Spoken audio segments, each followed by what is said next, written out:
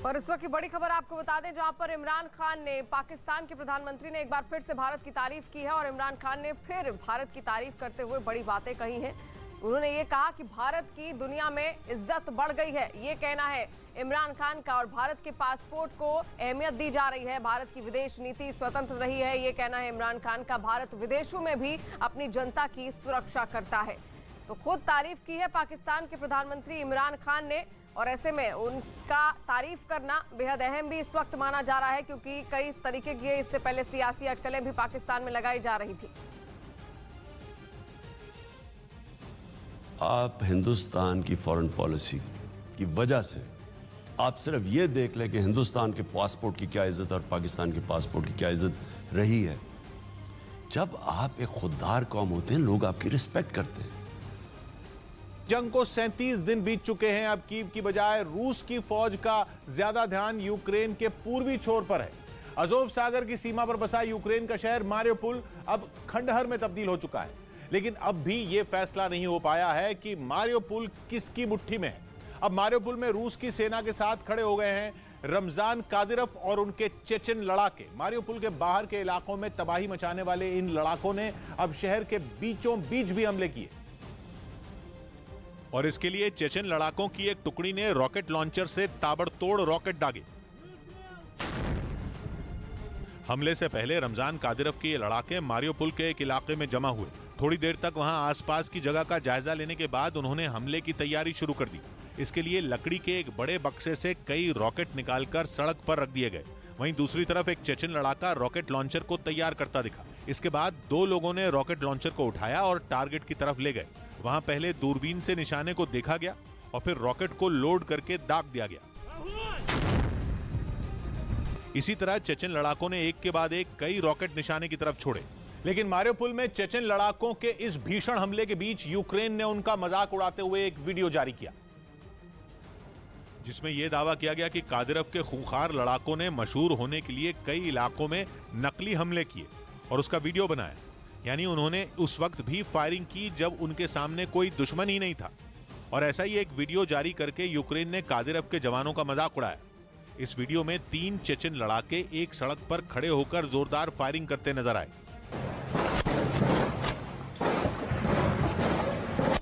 जिस तरफ उन्होंने फायरिंग की वहां कई खंबे नजर आए, जिनमें एक पर ट्रैफिक लाइट लगी दिखाई दी। यूक्रेन ने इसी का जिक्र किया और मजाक उड़ाया कि कादिरोव के लड़ाकों ने ट्रैफिक लाइट को निशाना बनाया। यूक्रेन ने यह दावा भी किया कि चेचन लड़ाकों की ऐसी दिखावे की फायरिंग का ही नतीजा था कि वहां से न तो किसी के मौत की खबर आई और न ही कोई घायल हुआ। वहीं यूक्रेन ने भले ही चेचन लड़ाकों का मजाक उड़ाया हो, लेकिन वहां के एक अधिकारी की तरफ से जारी किए गए वीडियो ने उनके हमलों से मची तबाही को दिखाया।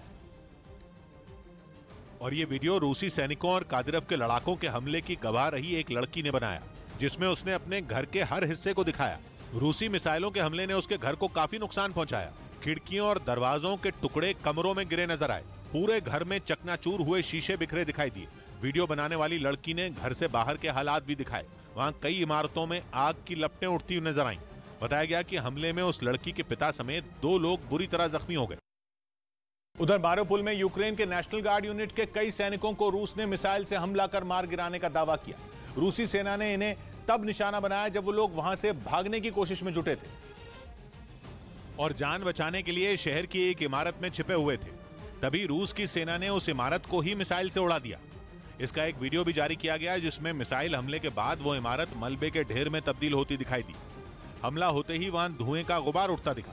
रूस की सेना ने जिन लोगों को हवाई हमला कर उड़ाया वो यूक्रेन की special force unit Azov regiment के सैनिक थे। ये रेजिमेंट यूक्रेन की सेना का नेशनल गार्ड यूनिट है, जिसमें शामिल ये जवान मारियोपोल शहर को रूस की सेना से बचाने के लिए कई दिनों से वहां जंग लड़ रहे थे। रूस समर्थित विद्रोहियों ने मारियोपोल शहर के पास यूक्रेन के एक मी-8 हेलीकॉप्टर को हवा में ढेर करने का दावा किया। उसकी तरफ से सबूत के तौर पर एक वीडियो भी जारी किया गया, जिसमें एक मैदान में चारों तरफ हेलीकॉप्टर का मलबा बिखरा दिखाई दिया। खबर है कि यह हेलीकॉप्टर विद्रोहियों वाले इलाके की ओर बढ़ रहा था और हमले की फिराक में था, लेकिन तभी इसे मार गिराया गया। निशाना इतना सटीक था कि हेलीकॉप्टर के कई टुकड़े हो गए। विद्रोहियों ने आधुनिक मिसाइल सिस्टम का इस्तेमाल कर हेलीकॉप्टर को गिराने का दावा किया। सामने आई तस्वीरों में कुछ सैनिकों के शव पड़े नजर आए। यही नहीं, हथियार और गोलियों के बॉक्स भी पड़े दिखाई दिए। बताया गया कि जिस समय हेलीकॉप्टर को निशाना बनाया गया उसमें यूक्रेन के 17 सैनिक सवार थे, जिसमें 15 की तो तुरंत मौत हो गई जबकि 2 गंभीर रूप से घायल हो गए। और वहीं कीव के एक इलाके में यूक्रेन की सेना ने भी जंग के दौरान रूसी सेना की एक बख्तरबंद गाड़ी को तोप से उड़ा दिया। पिछले कई दिनों से रूस कीव पर कब्जा जमाने की कोशिश में जुटा हुआ है, जिसका यूक्रेन की सेना की ओर से भी लगातार मुंहतोड़ जवाब दिया जा रहा है। और कुछ इलाकों में तो यूक्रेन के सैनिक रूसी फौज पर भारी भी पड़ रहे हैं। इसी कड़ी में यूक्रेन के सैनिकों ने तोप की मदद से पुतिन की सेना की एक बख्तरबंद गाड़ी को तबाह कर दिया। इसका एक वीडियो भी जारी किया गया जिसमें आसमान से ली गई एक तस्वीर में उस बख्तरबंद गाड़ी पर तोप का गोला गिरता दिखा। इसके बाद वहां एक जोरदार धमाका हुआ और फिर वहां आग का बवंडर उठता नजर आया। आग की लपटें आसमान में कई मीटर ऊपर तक उठती दिखाई दी और यही नहीं, धमाके के बाद धूल और धुएं के गुबार से पूरा इलाका भर गया। इसी तरह एक दूसरे वीडियो में भी एक रिहायशी इलाके में मौजूद रूसी फौज की एक और बख्तरबंद गाड़ी को तोप से निशाना बनाया गया। वीडियो में वो बख्तरबंद गाड़ी एक मकान के पास खड़ी हुई नजर आई। तभी उसके पास एक धमाका हुआ, लेकिन इस धमाके में उसे कोई नुकसान नहीं हुआ। थोड़ी देर बाद तोप से उस पर फिर निशाना साधा गया और इस बार रूसी सेना की उस बख्तरबंद गाड़ी के परखच्चे उड़ गए। इस बीच यूक्रेन में जारी युद्ध के बीच रूस के बेलग्रद शहर में बड़ा हवाई हमला हो गया, जिसे पश्चिमी देशों ने पुतिन की नई चाल करार दिया। इस हमले में वहां तेल का एक बड़ा डिपो तबाह हो गया और इसका वीडियो भी खुद रूस ने ही जारी किया, जिसमें हवाई हमले के बाद तेल डिपो आग की भीषण लपटों में घिरा दिखाई दिया। वहां लगी आग इतनी भयानक थी कि उसकी लपटें कई किलोमीटर दूर से भी साफ दिखाई पड़ रही थी और उसकी तेज रोशनी ने लोगों की आंखें चौंधिया दी। यही नहीं, उससे निकल रहा काला धुआं पूरे इलाके में फैलता नजर आया और जैसे जैसे वक्त बीतता गया तेल डिपो में लगी आग और भी भयानक होती गई। देखते ही देखते वहां मौजूद तेल के 8 बड़े बड़े टैंक इसकी चपेट में आ गए। इसके बाद तो पूरा तेल डिपो किसी ज्वालामुखी की तरह धधकता नजर आया। और रूस ने आरोप लगाया कि यूक्रेन की सेना के हेलीकॉप्टरों ने उसकी सीमा में घुसकर इस हमले को अंजाम दिया। हालांकि पश्चिमी देशों ने इस हमले को पुतिन का फॉल्स फ्लैग अटैक बता दिया, मतलब ऐसी कार्रवाई जिसके जरिए कोई देश जानबूझकर अपनी ही संपत्ति या लोगों को नुकसान पहुंचाता है। क्योंकि पिछले हफ्ते ही रूस से निकाले जा चुके एक राजनेता इलिया पनामरोव ने दावा किया था कि पुतिन यूक्रेन में जारी जंग को सही ठहराने के लिए अपने ही शहरों में हमले की साजिश रच रहे हैं। यही नहीं, ये भी दावा किया गया था कि पुतिन इन हमलों की जिम्मेदारी अपनी खुफिया एजेंसी FSB को सौंप सकते हैं, जिसके लिए वजह बताई गई थी यूक्रेन में जारी जंग को सही ठहराना। और बेलग्रद में हुए हमले के बाद ये दावा सही साबित होता भी दिखा, क्योंकि यूक्रेन पर इस हमले का आरोप लगाते हुए रूस ने उसके साथ चल रही शांति वार्ता से वॉकआउट की धमकी दे डाली, जिसके बाद पुतिन के इस षड्यंत्र को लेकर पश्चिमी देशों का शक और गहरा गया, क्योंकि बेलग्रद शहर में तेल डिपो पर हुए हमले में 2 हेलीकॉप्टरों का इस्तेमाल किया गया, जिन्हें लेकर दावा है कि ठीक इसी तरह के हेलीकॉप्टर रूस की सेना यूक्रेन में इस्तेमाल कर रही है। यही नहीं, 3 दिन पहले भी रूस ने यूक्रेन पर बेलग्रद शहर में एक हथियार डिपो पर मिसाइल से हमला करने का आरोप लगाया था, जबकि बाद में पता चला कि हथियार डिपो में धमाका मिसाइल गिरने से नहीं बल्कि किसी और वजह से हुआ था। इसके बावजूद रूस इस बात पर अड़ा है कि उसके तेल डिपो को यूक्रेन की सेना ने निशाना बनाया। हालांकि यूक्रेन की ओर से इस हमले की पुष्टि नहीं की गई, लेकिन रूस ने जो वीडियो जारी किया उसमें कुछ ही सेकंड के अंदर 2 रॉकेट तेल डिपो की ओर बढ़ते दिखाई दिए, जिनके गिरते ही तेल डिपो में धमाका होता दिखाई दिया और फिर वहां से आग का एक बड़ा बवंडर उठना शुरू हो गया। यही नहीं, इस हमले के ठीक बाद वहां बेहद कम ऊंचाई पर 2 हेलीकॉप्टर भी उड़ान भरते नजर आए। हालांकि बेलग्रद में हुए हमले में किसका हाथ है ये अब तक साफ नहीं है और पश्चिमी मीडिया इसे पुतिन की खुद की साजिश बता रही है, लेकिन यूक्रेन के विदेश मंत्री ने नहीं इस हमले की जिम्मेदारी ली है और नहीं इस हमले से इनकार किया है। रूस का आरोप है कि यूक्रेन की सेना के इन हेलीकॉप्टरों ने अंधेरे में रूस की सीमा में करीब 40 किलोमीटर अंदर घुसकर हवाई हमले को अंजाम दिया, जिसकी वजह से वहां मौजूद तेल डिपो में भड़की आग उजाला होने के बाद भी धधकती रही, जिसकी जानकारी मिलने पर फायर ब्रिगेड की बड़ी टीम आग बुझाने पहुंच गई, जिसने वहां लगी भीषण आग पर काबू पाने की कोशिश शुरू कर दी। पाइपों की मदद से आग के ऊपर पानी की बौछारें छोड़ी गईं। कई दमकल कर्मी एक साथ मिलकर तेल डिपो में लगी आग बुझाने में जुट गए, लेकिन टैंकों में तेल भरा होने की वजह से आग बुझने की बजाय और बढ़ती गई, जिसे देखकर दमकल कर्मियों के भी हाथ पांव फूल गए। कई घंटों तक वहां आग को बुझाने की कोशिश जारी रही, लेकिन तेल डिपो से आग की ऊंची ऊंची लपटें उठती रहीं। वहीं रूसी फौज ने यूक्रेन की सेना को धूल चटाने के लिए मिसाइल हमला और तेज कर दिया है और यूक्रेन की सेना के ठिकानों को तबाह करने के लिए रूसी सेना ने काला सागर के किनारे से एक बेहद ताकतवर मिसाइल उन पर दागी, जिसका एक वीडियो बाकायदा जारी किया गया। और उस वीडियो को काला सागर के किनारे से रूस की सेना ने यूक्रेन के ठिकानों को तबाह करने के लिए बैस्टियन कोस्टल मिसाइल सिस्टम से एक मिसाइल दागी गई। लॉन्च पैड से निकलते ही चंद सेकंड में वो मिसाइल धुआं छोड़ते हुए सीधे आसमान में पहुंची और फिर अपने निशाने की तरफ से तेजी से मुड़ गई। बताया गया कि ये मिसाइल बेहद ताकतवर मिसाइल है जो कई किलोमीटर की दूरी तय करके जमीन पर मौजूद दुश्मन के ठिकानों को पलक झपकते ही तबाह कर देती है। रूस की ओर से ये दावा किया गया कि इस मिसाइल से यूक्रेन की सेना के जिन ठिकानों को टारगेट किया गया वहाँ पर यूक्रेन की सेना ने पश्चिमी देशों से मिले हथियार और गोला बारूद छुपा रखे थे। वहीं यूक्रेन में जारी जंग के बीच उसके पड़ोसी देश रोमानिया में नेटो ने युद्ध का अभ्यास किया। रूस और यूक्रेन के बीच छिड़ी लड़ाई को 1 महीने से ज्यादा का वक्त बीत चुका है, लेकिन इसके खत्म होने में कोई आसार नहीं दिख रहे। ऐसे में नेटो ने रोमानिया के कॉन्स्टेंसा प्रांत में अपनी ताकत का प्रदर्शन किया, जिसके लिए उसके कुछ लड़ाकू विमानों ने कॉन्स्टेंसा के एक एयरबेस से उड़ान भरी और आसमान में अपनी ताकत दिखाने के बाद जमीन पर लौट आए।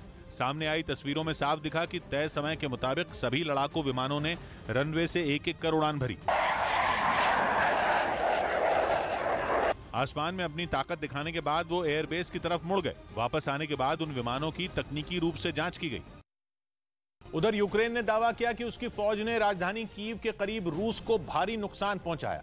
पुतिन की सेना को अपने ताबड़तोड़ हमलों के जरिए यूक्रेन ने यह साफ कर दिया कि वो रूस को कीव पर कब्जा नहीं करने देगा। और अगर रूसी सेना ने उसकी इस चेतावनी को नहीं माना तो यूक्रेन उसे बर्बाद करके रख देगा। इसका ट्रेलर यूक्रेन ने रूस को उसकी सेना के कई टैंक तबाह करके दिया। कीव के पास यूक्रेन के सैनिकों ने रूस के कुछ टैंकों में आग लगा दी और उसे यह बता दिया कि अगर वो आगे बढ़ा तो हश्र के लिए भी तैयार रहे। यूक्रेन का एक सैनिक तो रूसी सेना को नुकसान पहुंचाने के बाद इतना खुश नजर आया कि उसने रूस के एक टैंक के ड्राइवर के हेलमेट को अपनी बंदूक से उठाया और फिर उसे लात मारकर दूर फेंक दिया। जो तस्वीरें वहां से सामने आई उनमें साफ दिखा कि रूस के वो टैंक अब किसी काम के नहीं रहे। यूक्रेन ने न सिर्फ इन टैंकों और हथियारों को नुकसान पहुंचाया बल्कि हमले में रूस के कई फौजी भी मार गिराए। यूक्रेन के फौजी कीव में भी सीना चौड़ा करके जगह जगह तैनात रहे ताकि रूस की सेना की टेढ़ी नजर से वो अपनी राजधानी को सुरक्षित रख सकें। इस बीच लुहांस्क में यूक्रेन की सेना ने रूस के एक जंगी हेलीकॉप्टर को ढेर करने का दावा किया। यूक्रेन की तरफ से इस हमले का वीडियो भी जारी किया गया, जिसमें आसमान में गरजता हुआ रूस का Mi-28N हेलीकॉप्टर नजर आया। इससे पहले कि वो उस इलाके को पार कर पाता, यूक्रेन का एयर डिफेंस सिस्टम एक्टिव हो गया, जिसके बाद उससे निकली एक मिसाइल जाकर सीधे हेलीकॉप्टर के पिछले हिस्से पर लगी और उसने आग पकड़ ली। हमले की वजह से रूसी हेलीकॉप्टर ने अपना संतुलन खो दिया और आखिर में वो जाकर जंगल में क्रैश हो गया। और उधर कीव में यूक्रेन की सेना के जवानों ने सड़क पर रखे एक एंटी टैंक माइन को बिना डरे अपने पैरों से ही हटा दिया और उसका एक वीडियो भी जारी किया गया है। यूक्रेन का दावा है कि रूसी सेना कीव से पीछे हट रही है और पीछे हटने के दौरान वो जगह जगह एंटी टैंक माइन या यूं कहें कि बारूदी सुरंगें बिछाती जा रही है ताकि यूक्रेन की सेना की गाड़ियों को आगे बढ़ने से रोकने के साथ उन्हें ज्यादा से ज्यादा नुकसान पहुंचाया जा सके। जो वीडियो जारी किया गया उसमें एक सड़क पर रखे गए एंटी टैंक माइन को यूक्रेन की सेना के 3 जवान बड़ी बहादुरी के साथ अपने पैरों से हटाते हुए दिखाई दिए। वो तीनों सड़क के बीचों बीच रखे विस्फोटकों को किनारे करते नजर आए ताकि उनके चपेट में आने से गाड़ियों और लोगों को बचाया जा सके। इसी वीडियो के दूसरे हिस्से में एक सड़क पर बारूदी सुरंगों का जाल बिछा दिखाई दिया। उन्हें इस तरह बिछाया गया था कि सड़क से गुजरने वाली गाड़ियों के परखच्चे उड़ जाएं।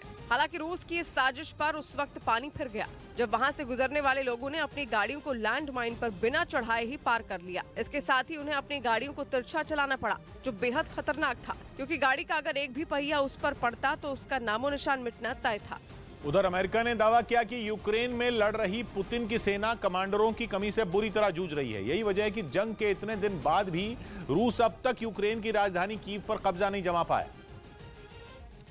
क्योंकि उसकी सेना के जवान एक सही रणनीति बनाकर हमले को अंजाम नहीं दे पा रहे हैं। रूस की सेना यूक्रेन के कई शहरों में ताबड़तोड़ हमले कर रही है। जमीन के साथ हवाई हमलों को भी अंजाम दिया जा रहा है। रूसी मिसाइलें भी यूक्रेन के कई इलाकों को लगातार निशाना बना रही हैं। लेकिन ये सारे हमले यूक्रेन को झुकाने के लिए नाकाफी साबित हुए और इसके पीछे एक बड़ी वजह बताई जा रही है, वो ये कि यूक्रेन में जंग लड़ रही रूस की सेना के पास कमांडरों की भारी कमी हो गई है। यानी रूस के सैनिक एक ऐसी जंग लड़ रहे हैं जिसमें उन्हें सही निर्देश देने वाला तक कोई नहीं। ऐसे में कमांडरों की कमी से जूझ रहे सैनिक उस तरह के हमलों को अंजाम नहीं दे पा रहे जिससे युद्ध जीता जा सके। हालांकि मारियोपोल, कीव, खार्किव, इरपिन और चर्निव जैसे शहरों में उनके हमले अब भी जारी हैं। कुछ शहरों के कई इलाकों पर रूसी सेना कब्जे का दावा भी करती है, लेकिन अमेरिका की एक रिपोर्ट के मुताबिक उनके हमलों में एक सही रणनीति की कमी दिखाई देती, जो कि टुकड़ी को लीड करने वाला कमांडर ही बनाता है। यूक्रेन के साथ युद्ध में रूस के सामने सबसे बड़ी दिक्कत ये आ रही है कि उसके कई टॉप कमांडर अब तक मारे जा चुके हैं। कहा यह जा रहा है कि जब से युद्ध शुरू हुआ है अब तक रूस के टॉप 10 कमांडर मारे जा चुके हैं, जिसकी वजह से रूस की सेना यूक्रेन के सैनिकों का सामना उस तेजी और उस क्षमता के साथ नहीं कर पा रही है जैसा कि पुतिन ने सोचा था। मतलब जब सेना की किसी टुकड़ी के पास कमांडर ही ना हो तो वो टारगेट से भटक ही जाएगी, और ऐसा ही हो रहा है रूस की सेना के साथ, क्योंकि अमेरिका के मुताबिक उन्हें एकजुट करके सही दिशा में ले जाने वाले लीडर की कमी हो गई है। और ऐसा इसलिए क्योंकि यूक्रेन के साथ जंग शुरू करने के बाद से अब तक रूसी सेना के कई बड़े अधिकारी मारे जा चुके हैं। दावा किया गया कि 37 दिन से जारी जंग में यूक्रेन ने अब तक रूसी सेना के 10 से ज्यादा बड़े अधिकारियों को मार गिराया, और ये वो अधिकारी थे जो यूक्रेन में युद्ध लड़ रही रूसी सेना की कमान संभाल रहे थे। बताया गया कि इतनी बड़ी संख्या में अधिकारियों को खोने की वजह से पुतिन की सेना में कमांडरों की कमी हो गई। और इस बीच खबर आई कि यूक्रेन की सेना ने रूस के एक और बड़े अधिकारी को मार गिराया। यूक्रेन ने दावा किया कि चर्निव में उनकी सेना ने रूस के एक बड़े काफिले पर हमला किया,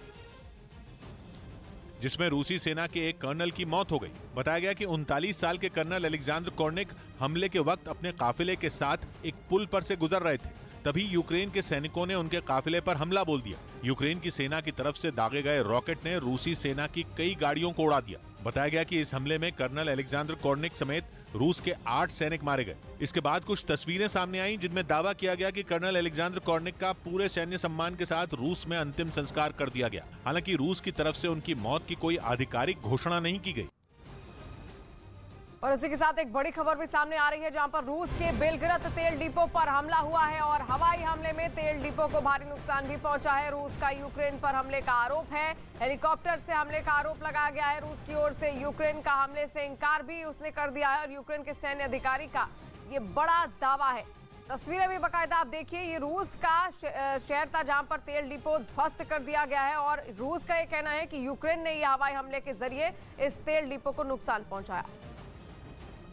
वहीं यूक्रेन में जारी जंग के बीच अमेरिका के राष्ट्रपति बाइडेन ने पुतिन पर अपने कुछ सलाहकारों को नजरबंद करने का आरोप लगाया। अमेरिकी खुफिया एजेंसियों ने दावा किया कि इन सलाहकारों ने पुतिन को यूक्रेन युद्ध की सही जानकारी नहीं दी, जिसके बाद उन्होंने इन्हें हटाने की जिद ठान ली, क्योंकि जब रूस की फौज ने यूक्रेन पर हमला बोला था उसी वक्त से उन्होंने अपने इन भरोसेमंद सलाहकारों को हर पल की पूरी जानकारी देने का जिम्मा सौंपा था। दावा है कि पुतिन के इन खास अफसरों ने उन्हें यूक्रेन में आ रही मुश्किलों को लेकर गुमराह किया, जिसकी वजह से उनका सेना के इन बड़े अधिकारियों के साथ मतभेद गहरा गया। और अब तो खुद अमेरिका के राष्ट्रपति ने यह दावा कर दिया कि यूक्रेन युद्ध को लेकर जारी घमासान की वजह से पुतिन अपने ही देश में अलग थलग पड़ सकते हैं। And there's some indication that he has fired or put under house arrest some of his advisors. यही नहीं, बाइडेन ने कीव और उसके आसपास के इलाकों से सेना हटाए जाने के रूस के दावों पर भी सवाल उठाए और इन पर यकीन करने के लिए अब तक किसी तरह के सबूत नहीं मिलने की बात कही। उधर रूस से जारी जंग के बीच यूक्रेन के राष्ट्रपति व्लादिमीर ज़ेलेंस्की ने सेना के 2 टॉप जनरल को पद से हटा दिया। एक वीडियो संदेश में उन्होंने दोनों को गद्दार भी कहा और बोले कि देशद्रोहियों से निपटने का समय नहीं रहा। बर्खास्त किए गए दोनों जनरल पर देश विरोधी गतिविधियों में शामिल होने का आरोप था, जिसके बाद ज़ेलेंस्की ने उन्हें बाहर का रास्ता दिखाया। रूस की सेना के सामने यूक्रेन की सेना की ताकत बेहद कम है, लेकिन ज़ेलेंस्की अपने इन्हीं सैनिकों और सेना के भरोसे रूस से मोर्चा ले रहे हैं। लेकिन ज़ेलेंस्की को जैसे ही पता चला कि उनकी सेना में 2 विभीषण हैं, तो उन्होंने तुरंत उन दोनों को निकाल बाहर किया। दरअसल ज़ेलेंस्की को डर इस बात का था कि कहीं ये विभीषण उनकी खुफिया रणनीति को पुतिन के साथ साझा न कर दें। अपने वीडियो संदेश में ज़ेलेंस्की गुस्से में नजर आए। інших дуже важливих, на тих, де нам може бути дуже складно। जिन 2 जनरल को बर्खास्त किया गया उनमें एक के पास यूक्रेन के आंतरिक सुरक्षा विभाग की जिम्मेदारी थी, वहीं दूसरे जनरल पर खेरसोन क्षेत्र की सुरक्षा का जिम्मा था। दोनों को पद से हटाकर उनकी वर्दी छीन ली गई। इसके बाद ज़ेलेंस्की ने एक चेतावनी भी जारी की, जिसमें उन्होंने कहा कि जो देश विरोधी काम करेगा उसको पद से हटाया जाएगा और सख्त सजा भी दी जाएगी। वहीं रूस के हमलों से तबाह हो चुके खार्किव के कुछ इलाकों में यूक्रेन के सैनिक अब भी डटे हुए हैं। जंग की शुरुआत से ही रूस की सेना इस शहर पर लगातार हमले कर रही है, जिसकी परवाह किए बिना कुछ जगहों पर यूक्रेन के सैनिकों ने मोर्चा संभाले रखा। सामने आई एक तस्वीर में यूक्रेन के कुछ सैनिक युद्ध के लिए तैनात दिखे। उन्होंने दुश्मन सेना की तरफ से लगातार हो रही गोलीबारी के बावजूद अपने कदम पीछे नहीं किए।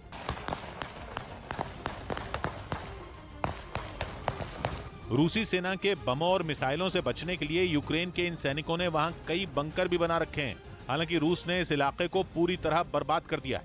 वहां की ज्यादातर इमारतें खंडहर बन चुकी हैं, तो पूरे शहर में सन्नाटा पसरा है। और रूस दौरे पर यूएन डिप्टी महासचिव जाएंगे और 3 अप्रैल को मॉस्को पहुंचेंगी यूएन उप महासचिव, जो कि यूक्रेन के हालात पर चर्चा भी करेंगी। रूस दौरे पर यूएन डिप्टी महासचिव जाएंगी। इस वक्त की बड़ी खबर आप देख रहे हैं, क्योंकि लगातार हालात बद से बदतर होते जा रहे हैं। 37 दिन से ये जंग लगातार जारी है और दोनों ही ओर से हमले रुकने का नाम नहीं ले रहे हैं। लगातार रूसी घुसपैठ भी यूक्रेन में बढ़ती जा रही है और ऐसे यूक्रेन के कई सारे शहर तबाह भी हो गए हैं और अब केवल बातचीत के से ही नतीजे निकलने के आसार लगाए जा रहे हैं। ऐसे में रूस दौरे पर यूएन डिप्टी महासचिव जाएंगी। इस बीच सीरिया के कुछ डॉक्टरों ने यूक्रेन के मेडिकल स्टाफ को केमिकल हमले से निपटने की ट्रेनिंग दी। ज़ेलेंस्की सरकार कई बार इस जंग में रूस की तरफ से केमिकल हमला होने की आशंका जता चुकी है और इसी वजह से सीरियाई डॉक्टरों की एक टीम सामने आई और उसने यूक्रेन को बचाने के लिए मोर्चा संभाल लिया। इस टीम ने यूक्रेन के डॉक्टरों को ट्रेनिंग के दौरान खास मंत्र दिया। असल में इस ट्रेनिंग में ये बताया जा रहा है कि अगर केमिकल हमला यूक्रेन के सैनिकों पर होता है या आम जनता पर होता है तो उनको अस्पताल में कैसे बचाना है। सीरिया के इन डॉक्टरों को केमिकल हमले के बाद राहत और बचाव काम में जुटने का काफी अनुभव है और इनका दावा है कि वो सीरियाई सरकार के केमिकल हमले के दौरान भी कई घायलों की मदद कर चुके हैं। असल में ये लोग सीरिया के बागी हैं, जो अपने देश यानी सीरिया में राष्ट्रपति बशर अल असद सरकार के खिलाफ जंग छेड़े हुए हैं। अब उन्हें यूक्रेन में बड़ा केमिकल हमला होने का डर है और इसी तरह का डर पिछले हफ्ते अमेरिकी राष्ट्रपति बाइडेन ने भी जाहिर किया था। उन्होंने चेताया था कि पुतिन यूक्रेन पर केमिकल हथियारों से हमला कर सकते हैं और तो और अमेरिका ही नहीं बल्कि यूएन भी इस बात से काफी चिंता में है। Must be avoided. माना जाता है कि केमिकल हथियारों के इस्तेमाल की शुरुआत पहले विश्व युद्ध के दौरान हुई थी और अब 100 साल बाद भी कई संधियां होने के बावजूद जंग में रासायनिक हथियारों का साथ नहीं छूट पाया। उधर ब्रिटेन ने यूक्रेन को रूस के खिलाफ जंग लड़ने के लिए अपना आधुनिक ड्रोन कामिकाजे देने का ऐलान किया है। सिर्फ एक बार इस्तेमाल होने वाला यह ड्रोन उड़ता हुआ बम के नाम से भी जाना जाता है, जिसे ब्रिटेन अब यूक्रेन को देगा ताकि वो रूस के ताबड़तोड़ हमलों का जवाब दे सके। दावा है कि ब्रिटेन का ये कामिकाजे ड्रोन रूस के बड़े बड़े टैंकों को भी तबाह करने की ताकत रखता है। कामिकाजे का मतलब होता है आत्मघाती, इसीलिए इसका इस्तेमाल सिर्फ एक बार होता है। और इस ड्रोन की खासियत यह है कि यह मीलों दूर से निशाना साध सकता है, लेकिन यह ड्रोन बम बरसाता नहीं बल्कि यह खुद एक बम की तरह है जो दुश्मन के ठिकाने पर गिरकर उसे तबाह कर देता है। इसलिए इस कामिकाजे ड्रोन को उड़ता हुआ बम भी कहा जाता है और दावा है कि पलक झपकते ही यह ड्रोन दुश्मन के बड़े बड़े टैंकों और तोपखानों को ध्वस्त कर सकता है। रिमोट से कंट्रोल होने वाला यह ड्रोन कैमरों और विस्फोटक से लैस होता है। खबर है कि हाल ही में सऊदी अरब के जद्दा में मौजूद एक तेल डिपो पर हुए हमले में यमन के हूथी विद्रोहियों ने भी इसी ड्रोन का इस्तेमाल किया था। और 37 दिनों से जारी महायुद्ध से हुई महातबाही की रोज नई नई तस्वीरें सामने आ रही हैं। यूक्रेन के एक फिल्म निर्माता ने एक वीडियो जारी किया है। वीडियो कीव से के हवाई अड्डे का बताया जा रहा है, जो रूसी हमलों में पूरी तरह से तबाह हो चुका है। वीडियो को लेकर यूक्रेन की तरफ से दावा किया गया है कि 28 फरवरी को हुए इस हमले में भारी नुकसान हुआ, जिसमें हवाई अड्डा पूरी तरह से तबाह हो गया है। वीडियो आप देखिए किस तरीके से पूरा का पूरा हवाई अड्डा मलबे में तब्दील हो गया है, सब कुछ खाक हो गया है, क्योंकि यहाँ पर रूसी हमला किया गया था। और जो क्षेत्र आप देख रहे हैं कीव का इलाका है और कीव पर लगातार घुसपैठ जारी है रूस की ओर से। इस बीच अमेरिका ने रूस की सीमा के पास परमाणु बमों से लैस विमान भेजकर पुतिन को चेतावनी दे डाली। एक दिन पहले ही स्वीडन की मीडिया ने यह दावा किया था कि रूस ने उसके एयर स्पेस में जो 4 विमान भेजे थे उनमें 2 विमानों में परमाणु बम थे,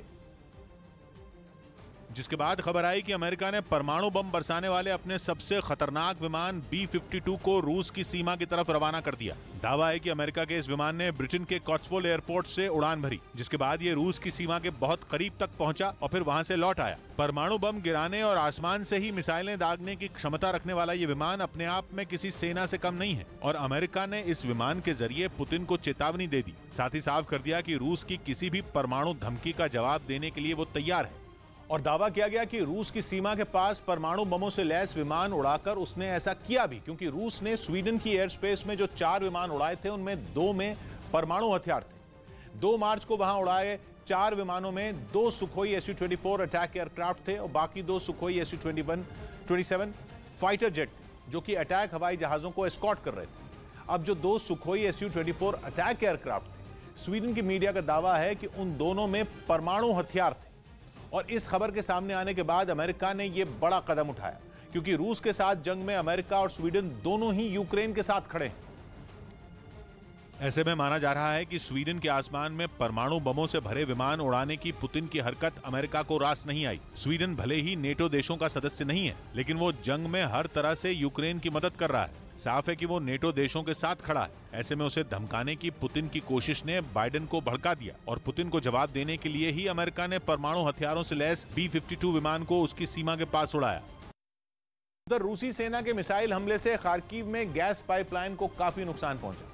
वहां हुए इस हमले की वजह से कई इलाकों में गैस की किल्लत शुरू हो गई, क्योंकि रूसी मिसाइल ने इस पाइपलाइन को पूरी तरह बर्बाद कर दिया। पाइपलाइन में आग लगने के बाद जमीन से लपटें उठती दिखी। बताया गया कि यह हमला इतना खतरनाक था कि इससे इलाके में कई दुकानें भी तबाह हो गईं। इतना ही नहीं, इस जोरदार हमले में वहां खड़ी कई गाड़ियां कबाड़ में बदली नजर आईं।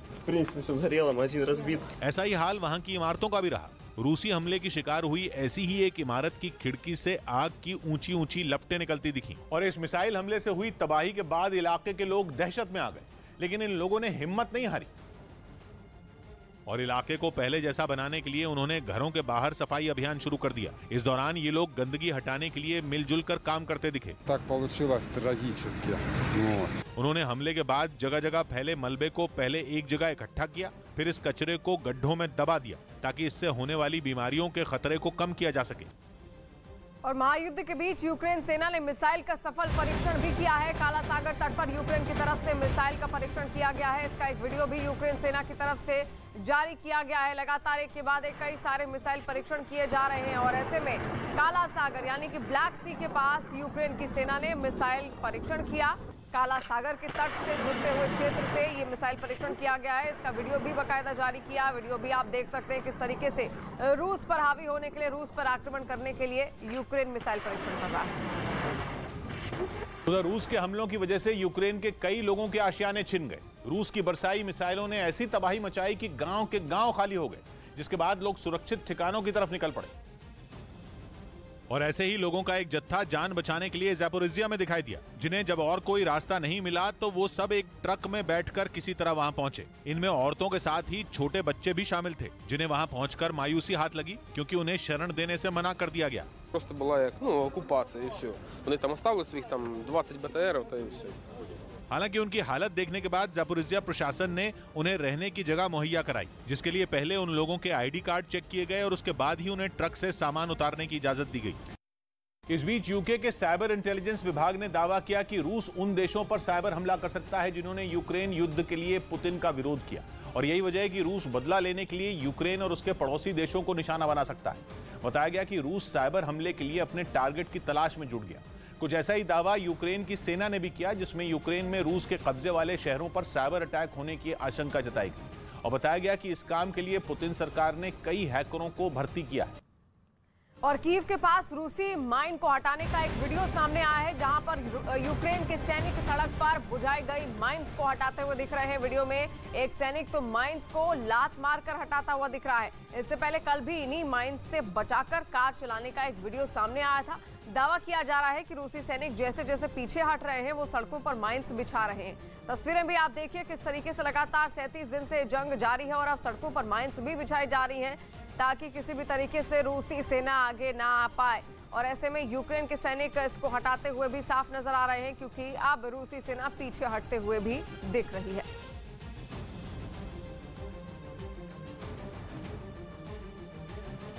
ब्रेक के बाद लौट